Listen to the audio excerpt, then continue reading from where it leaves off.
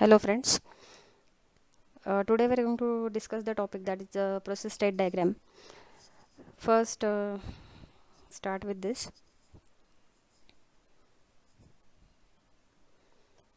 First let us see what is a process. A process is nothing but the program in execution. If we simply have a Word file, or if we have a PowerPoint presentation or any other document, that simply cannot be a process. Okay, when we start that particular file, or when we open it, then it becomes a process, because at the back end some software is getting run, and then now that text file is editable, or if that PowerPoint presentation is that can run. When it is getting open and when it is getting executed, then it becomes a process. So a program only cannot be a process. When it is getting executed, then it becomes a process. Now every process has to go through the different stages, and those are nothing but the different states of the process. Suppose we have loaded some Word document on the secondary storage, then that is nothing but just a program. So as the secondary storage is non-volatile memory, even if we switch off the system and we switch on it, whatever data was saved last time, that can be obtained as it is. So when we open that particular application, then how it is going to switch between the different states, that we are going to see now. First, let us see which are the different states of any process. So first state is the new state, then ready state, then running state, then terminated, and the waiting state.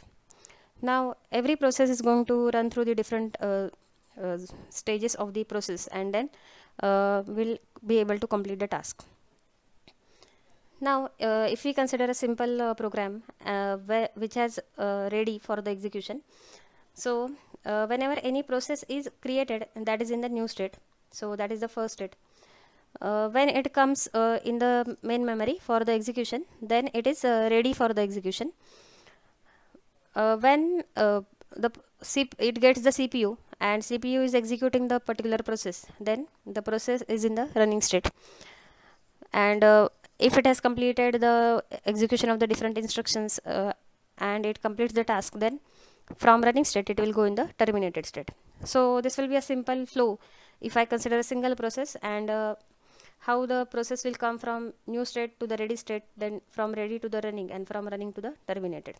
In the terminated state, it will be out of the queue, and then it will stop the execution. So this will be the sequence 1 2 3 if it is a normal a single process and getting executed, the flow we have discussed.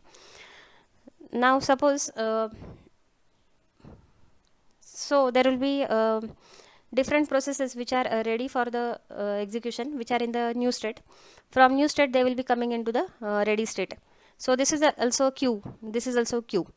But in the running state we will be having a single process that is getting executed, because we are having only single CPU. If you have multiple CPUs, then if we are having 4 CPUs, then 4 processes can run simultaneously, that is parallel processing. But let us consider that we are having a single CPU, then a single process will be in the running state, while there can be more than one process in the ready queue and the new queue. Once this process has completed, it may go in the terminated state. Now a process may go from running state to the ready state.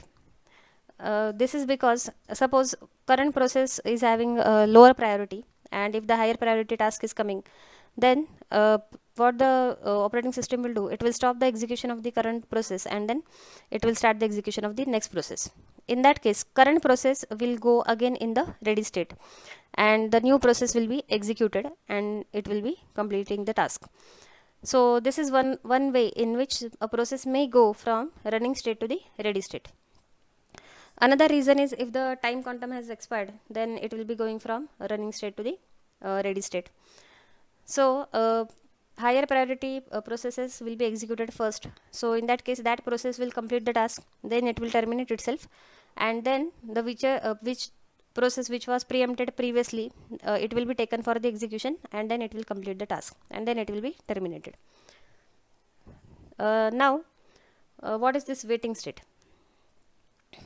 Now process is in the new state, then it has been taken into the ready state, it is running. but it needs some input output device for the execution. And if that input output device is not there, then the process will be going into the waiting state. So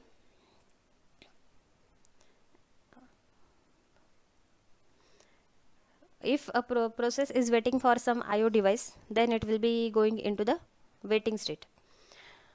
Once it gets the printer, then or any IO device, then from this waiting state, it will not be directly going into the running state. Again, we'll have to come back into the ready state. So it will be in the ready queue. Then whenever its turn will come, then it will be in the running state. Now it is not the only case that if process will go from the running state to the waiting state. There are different reasons for this. One of the reason is to perform some IO device or IO operation. The second thing in which the process may go from this running state to the waiting state is that time quantum has expired. So in that case also process will be going from running state to the waiting state. Third is if it is dependent on some other process for the execution. That means if it is dependent on any some child process, then in that case also process will be going from running state into the waiting state. Or if it is waiting for some event to occur, in that case also process may go from running state to the waiting state. So there are basically 4 reasons in which we can go from the running state to the waiting state. But from waiting state, a process cannot directly go in the running state. It will have to come back into the ready state, and from this ready, it will be going into the running state. So this is the simple process state diagram in which I have explained the different states of a process. I hope you have understood the different states of a process and how a process is going to move from one state to the other state. So thank you for watching, and if you have any doubt, then you can ask me in the comment section.